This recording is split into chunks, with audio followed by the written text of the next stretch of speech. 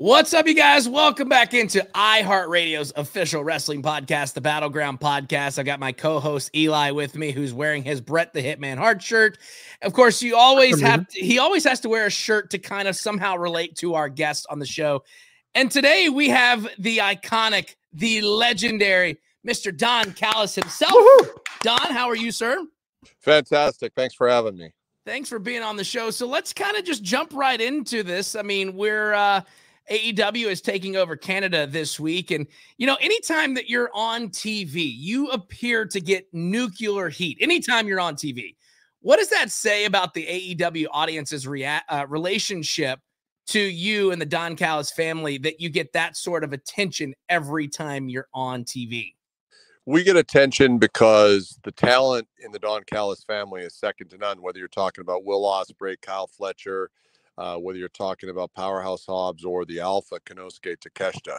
We represent the best in competitive athletics within the context of professional wrestling on that particular canvas. That's where we paint our masterpieces. So the fact that people have a visceral reaction to me, for me, it is really no different. People say, how do you feel when you hear the boos? I feel the same thing as I feel when I see ants scurrying along the sidewalk, which is to say absolutely nothing. It's the fans are insignificant to me in terms of how they feel about me. I'm happy that they support the product, but I don't acknowledge the fans. I don't think about them. I really could care less. Solid answer. Very solid answer. Yeah. Sure. Yeah, so you speak of the family, and had several challenges since forming the Don Callis family. Jericho not joining, then you had Sammy Guevara joining, and then turning his back on the family, and now we have Hobbs, who is out with an injury. Is the family at the level you had in mind when you established the group, or have the setbacks kind of been a hindrance and slowed down the progress of the group? I don't see the setbacks as a hindrance. I never wanted Jericho in the first place. Jericho cannot be a part of any group, whether it's a family, an organization. Jericho is all about Jericho. It is a universe of one. I've lived this with him. People say, oh, that's not true. No one knows Jericho. I know Jericho better than his own father knows him. I've known Chris, been up and down the roads with him for over 30 years. So I never wanted Jericho. I only took Sammy Guevara because I thought it would hurt Chris's feelings. Sammy Guevara is a tremendously talented individual, but he's an intellectual lightweight, and I'm being very kind when I say that. This guy came back, was in the best profile position he's been in his entire life, and then decided to take a 4-month paternity leave so he could be with his baby. And he comes out and he posts all this stuff and talks about his kid. It's like, good for you, kid. You reproduced. It's not a big deal. Dogs do it all the time. It's not a big deal. So I don't see that as a setback. I see unloading Sammy Guevara as unloading someone who is mentally deficient in terms of his understanding of the wrestling business and what we were trying to do. All Sammy wanted to do was high-five the fans and get home to his kid when the rest of us were putting in the time. I traded out, if you want to call it that, Kenny Omega for Will Ospreay because I like being associated with the best athletes. Kenny was the best athlete maybe in the history of pro wrestling, but Kenny proved because he chose the Bucks and his friends, and he chose his quote unquote real family in Winnipeg over me. And as a result, proof is in the pudding. Kenny Omega's record since leaving Don Callis is abysmal. Takeshita's record is fantastic. Beat Kenny twice, beat Darby Allin. Takeshita is a phenomenal athlete, and Will Ospreay is the golden goose. So people can say whatever they want. And by the way, guys, I'm in recruitment mode. I've got my eye firmly set on Swerve Strickland because Swerve is a Class A talent with a Class C management. And I'm talking about Prince Nana, who I like. He's a good guy. But Prince Nana is not equipped to manage the world champion. I am, and I've proven it. I've managed multiple world champions in my career. Everything I touch turns to gold. Everything Nana touches turns to nothing.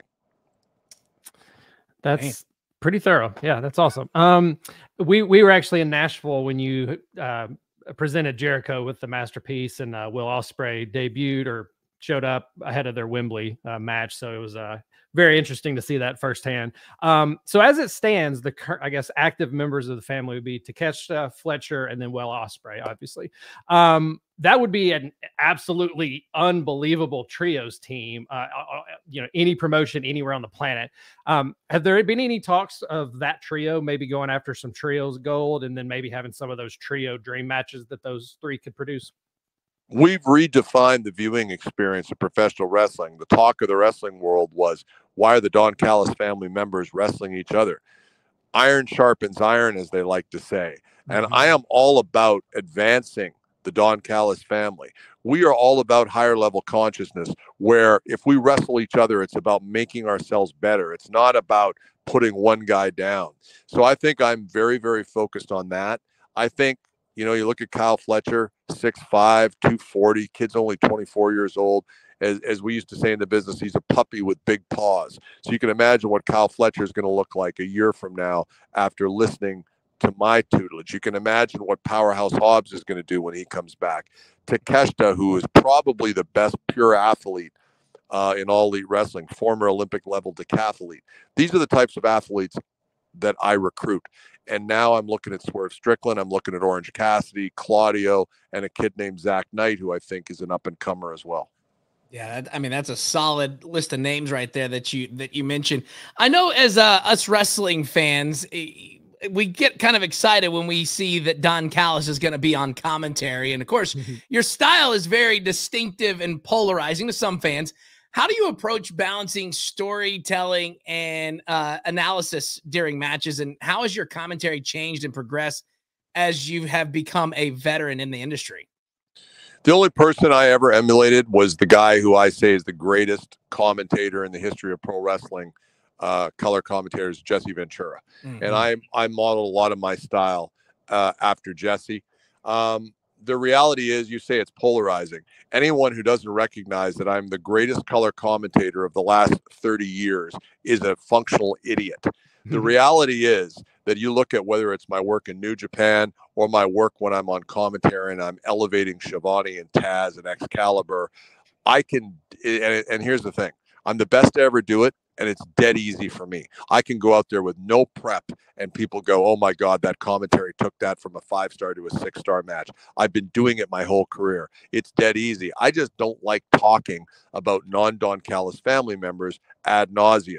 But I'm appreciative for the ability to get out there, because I think sometimes I have to shift the narrative. I have to shift our GPS, if you will, of the commentary team away from some of the drivel that they like to talk about and focus it on the match in the ring and what's happening. Excellent. Yeah. And your New Japan stuff's been just obviously legendary across the board. Hey, listen, I'm going to give you guys a little scoop that not everybody knows. I'm responsible directly for Kenny Omega's IWGP title win. I was, yes, on commentary, but I was advising him much the same way that I do with people now from the commentary booth. I was the one who came up with the idea for the 2 out of 3 falls match with Okada where Kenny won the title. People don't know that. People don't give me credit for that. But that's the reality. Sometimes I'm on commentary to mask a larger plan afoot. Yeah, gotcha. And then, of course, you were instrumental with Jericho and Kenny Omega. Obviously, yeah. The match that changed wrestling, the Tokyo Dome, from the mind of Don Callis to the history books of professional wrestling. I mean, and that's not her hyperbole. I mean, that's the fact. We could look that up. What do you think? What do you find most fulfilling about your current position in AEW? Is it just working with the talent you're associating yourself with, or? Listen, sometimes people will accept advice and sometimes they won't. It's all about free will in the Don Callis family. I don't try to force anybody to do anything. Will Ospreay has his own ideas about how he likes to spend his time away from wrestling. I don't tell him anything one way or the other. People have to make their own decisions. I like being around my guys and I like positioning them, but more than that, I like taking action against people and organizations that have wronged me in the past. So as an example, with the platform that Tony Khan has afforded me and the Don Callis family on All Elite Wrestling, I can take out my frustrations on Kenny Omega. I can make Chris Jericho miserable by having Hobbs break him in half on national television. I can parade Will Ospreay around like a prize game hen at a poultry contest and say, look at this guy, he's the golden goose, he lays all the golden eggs. And I can let people wonder, why is Will Ospreay such a nice guy associating himself with Don Callis? If I were a nice guy, that would be bad, because people go, oh, well, Don's nice. No, Will Ospreay knows exactly what I am, and I'm proud of what I am. But Will Ospreay still chooses to associate with me because why? Because I deliver results. I deliver results like nobody else. Absolutely, for sure. You want to talk about results real quick. A lot of people online and, of course, ratings on TV have been talking about what took place on AEW last week, the attack of Tony Khan by Jack Perry and the Young Bucks. I guess one of the big stories that has come out of this, already been announced for Dynamite, is the return of somebody who you know very well, Kenny Omega. Due to your complicated history, I know this is probably, I already know the answer to this, but are you nervous about this appearance by Omega, and what could it entail for the family? Well, here's the thing with Kenny Omega. You never know what's going to come out of his mouth. You know, when I managed Kenny Omega, I used to say Kenny was like managing Michael Jackson probably back in the day. You know, Kenny, I would compare him to Michael Jackson because they're both geniuses. They're both creative geniuses. They both did things that no one else had ever done in the entertainment, or in Kenny's case, in the sports field.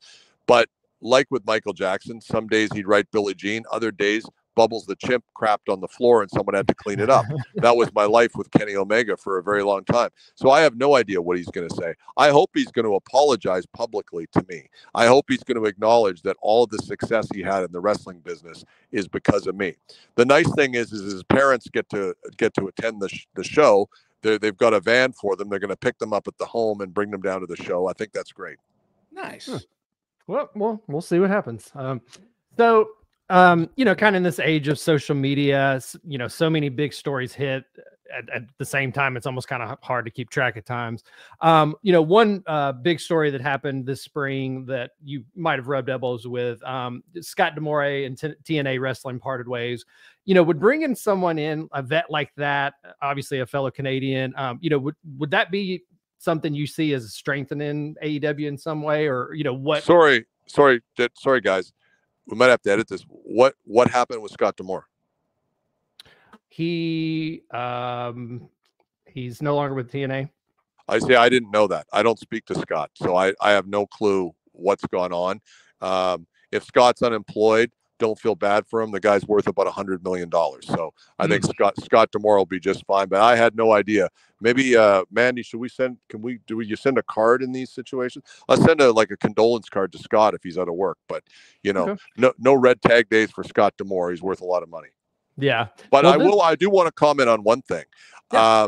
You know, the Young Bucks, who to me have been the most obsequious, annoying punks that I've ever been around in professional wrestling. They're finally doing now what I encouraged them to do 3 years ago. Use the EVP titles for your own benefit. They finally figured it out. They're not that smart. If you were smart, you wouldn't live in a place like Rancho Cucamonga in a compound. Who wants their family around them all the time? It's terrible. You know, people say you can't choose your family. I've chosen mine, because the one you get saddled with at birth is not always the one that works out for you. So what I will say is this: they have attacked Tony Khan, which to me was quite shocking, because you want to talk about the golden goose. Tony's the reason we're all here. I don't always see eye to eye with Tony, but Tony's the man in terms of us all having a place to ply our trade. I am a big NFL draft junkie, and I was hunkered down for 5 hours on Thursday night last week watching the NFL draft. And I have to say, I was pretty impressed with Tony Khan showing up at that thing, neck brace on, whatever. Tony might not be 7 feet tall and 400 pounds, but boy, I'll tell you, the kid's got a set of balls on him. So I got a new respect for Tony Khan, seeing him step in, doing that deal at the draft. Great to see him and his father there. So I don't know what is going to come of this. It terrifies me, the thought of the Young Bucks actually running a wrestling promotion. That's scary for me. Well, you know, are we going to be doing pay-per-views in Rancho Cucamonga? I don't know. But I think I am actually watching that with a lot of interest to see how Tony is going to handle disciplining these two brat punk kids. Yeah. Well, we'll do one quick one on the way out. What was your sleeper pick of the draft? What do you think is going to be like the big surprise pick of the draft so far? Well, bad surprise is Atlanta picking Michael Penix at 8 after, yes. you know, and I like Michael Penix a lot. I actually thought he was going to go to the Raiders at 13, but Michael Penix, Michael Penix is a great kid, but you just gave Kirk Cousins $100 million. So what, you know, which tells me you're in win now mode. But what tells me you're not in win now mode is you use the 8th pick in the draft instead of helping your defense. Everyone had them mocked to take Dallas Turner, which they didn't take. Would have helped their defense. If I'm Kirk Cousins, I'm looking going, what the hell is going on here? Terry Fontenot might be one of the worst GMs in the NFL, in my opinion. So that was a surprise. Good surprise was the Vikings getting Dallas Turner at 17 after Tony Khan was kind enough to swap picks with the Vikings 23 for 17. So I'm very happy about Dallas Turner because athletically the kid's a freak, and I think he's the best edge rusher in this draft, much like when the Jaguars took Trayvon Walker a couple of years ago. With Dallas Turner, you're taking a kid with massive upside, and you may just exercise some patience as he comes along, which I think he's going to in the Brian Flores defense. Sorry. And it's going to be fun. I mean, I'm a Titans fan, so we all thought that we were getting Joe Alt, but we got J.C. Latham, who's yet another big dude on that line that we're going to be okay with. So, you know what, you guys, I'm a big Will Levis guy. You guys need to protect him. So I think I can fully support taking a tackle. You know what's another steal is Brock Bowers at 13 going to the Raiders.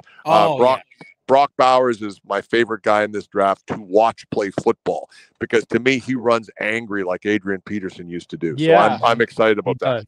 Absolutely. Well, Don, I mean, I think we could sit here all day long and talk wrestling and football with you, but I know that, you know, you got a busy schedule, and thank you for taking the time out to talk to us peasants down here. Greatly do appreciate it. Before we let you go, is there anything you want to say to anybody watching or listening right now? I'd just like to clarify, I didn't refer to all of you as peasants. I did use the word insects. That's true. That's true.